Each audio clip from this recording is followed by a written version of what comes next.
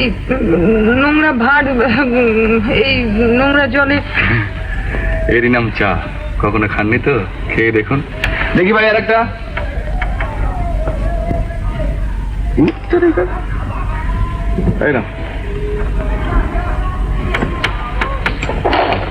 কই খান। বড্ড গরম। গরমে তো ভালো, ঠান্ডা হয়ে গেলে মুখে দিতে পারবেন না। গরিবের 4টে পয়সা নষ্ট হয়ে যাবে। 4টে পয়সা নষ্ট করলেন কেন? নষ্ট ঠিক নয়, বুঝলেন?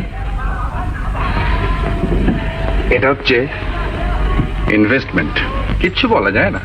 এই 4 পয়সার ক্যাপিটাল থেকে হয়তো 400 টাকা, তারপর দেখবেন 4000 টাকা, তারপর দেখবেন 8000 টাকা, তারপর দেখবেন 10,000 টাকা। কি বলতে চান আপনি? চারিদিকে কান।